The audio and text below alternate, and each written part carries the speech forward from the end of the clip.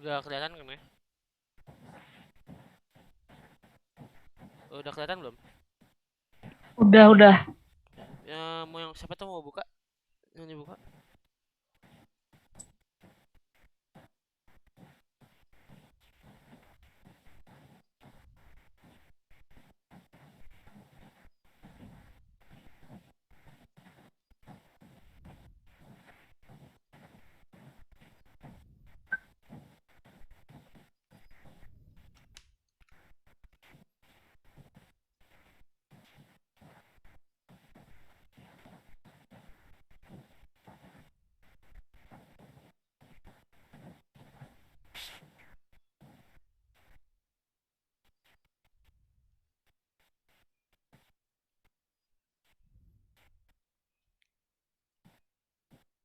Yaudah ya, Assalamualaikum warahmatullahi wabarakatuh. Kami dari kelompok satu akan menjelaskan tentang Islam dalam menanggapi pemerintahan yang korupsi.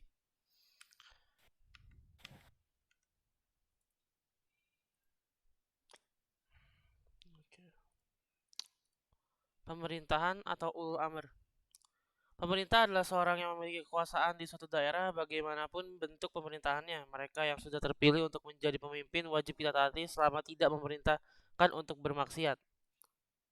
Menjadi pemimpin merupakan suatu tanggung jawab yang besar, sebab itu dalam menjalankan tugasnya, bila seorang pemimpin itu berlaku adil dan sesuai dengan ketentuan syariatnya, maka akan mendapatkan ganjaran yang sangat besar, bahkan termasuk dari salah satu golongan yang mendapat naungan ketika dikumpulkan di padang mahsyar.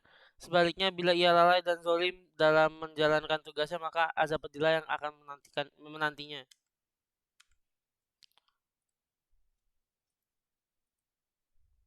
Kewajiban menaati pemerintah. Ya, kita juga harus menaati pemerintah. Selain menaati Allah dan Rasulnya, sebagai umat Islam juga harus diwajibkan untuk menaati pemegang kekuasaan yang yaitu pemerintahan.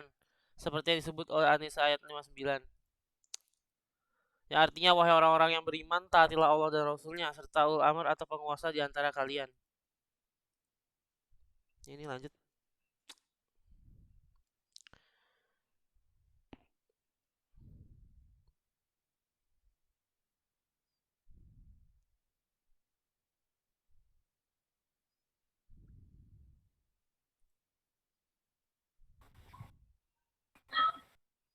Baik, saya akan melanjutkan, yaitu kewajiban menaati pemerintah.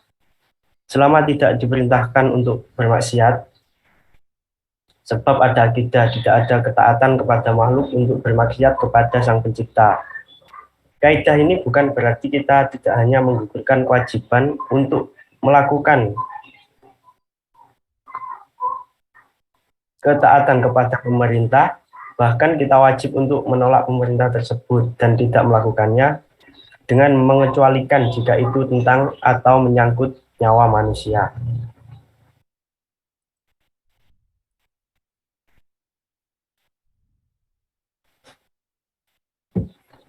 Pemimpin merupakan suatu tanggung jawab yang besar. Manusia harus menaati pemimpinnya selama tidak memerintahkan sesuatu yang maksiat. Apa pemerintah selalu berjalan lancar sesuai ketentuan Islam? Tentu tidak. Salah satu masalah utamanya adalah korupsi yang terjadi di banyak negara di seluruh dunia, termasuk negara yang kita cintai ini.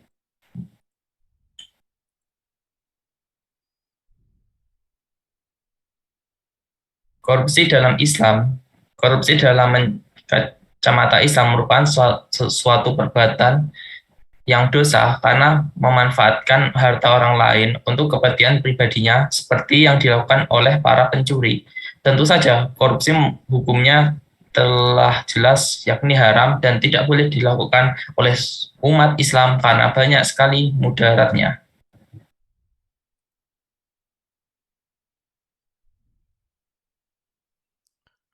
Belum.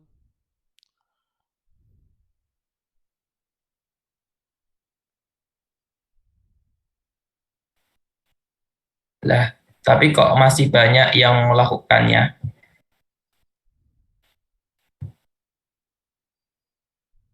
Mengapa korupsi terus merajalela? Sebagaimana hasil analisis yang telah dilakukan Kemendagri, penyebab pertama yakni masih adanya sistem yang membuka celah terjadinya tindakan korupsi yang termasuk di dalamnya sistem administrasi pemerintah yang tidak transparan, politik berbiaya tinggi, dan rekrutmen aparatur sipil negara atau ASN dengan imbalan Menteri Dalam Negeri atau Mendagri Muhammad Tito Karnavian. Dan juga hukuman yang terbilang rendah, rata-rata vonis yang dijatuhkan Mahkamah Agung (MA) pada koruptor masih lebih tinggi ketimbang pengadilan tinggi dan tipikor. MA rata-rata menjatuhkan hukuman 71 bulan penjara, sementara pengadilan tinggi dan tipikor rata-rata memberikan vonis 44 dan 36 bulan penjara.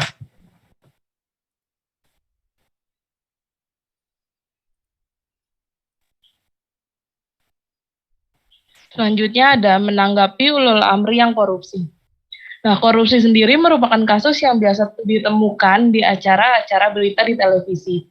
Mengesampingkan banyak kasus yang terjadi, baik yang ketahuan maupun tidak, kenaikan terjadinya kasus ini tuh dan jumlah dana yang hilang sebagai umat Islam, tanggapan yang baik untuk kita adalah menjalankan peran sesuai yang didapatkan. Seperti bila kita itu KPK, maka kita melakukan tugas kita untuk mengusut korupsi itu.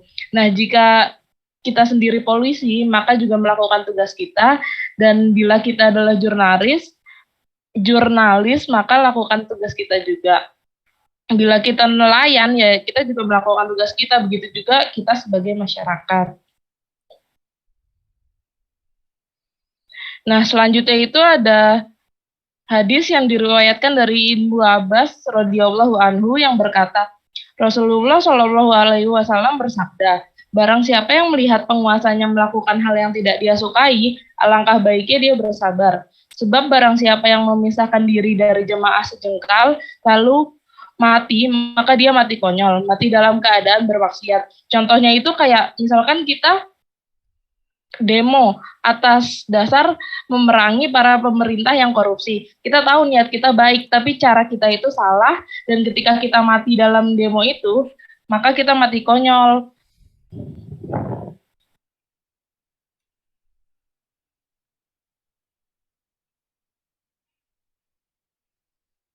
Cara menanggapi ulul amr yang korupsi. Di hadis tersebut dijelaskan bahwa jika seorang melihat pemimpinnya melakukan sesuatu yang dia benci, korupsi, suap, berburu-buru malam, dan lain-lain, maka terbaik adalah dengan bersabar. Tentu saja bila kita berkesempatan untuk memberi nasihat pada mereka tanpa ada resiko, maka hal terbaik adalah menasehatinya. Akan tetapi secara umum, karena mereka sering kali susah ditemui, maka langkah terbaiknya adalah bersabar. Nah, itu ya, bersabar. Sekian dari kami. Assalamualaikum warahmatullahi wabarakatuh.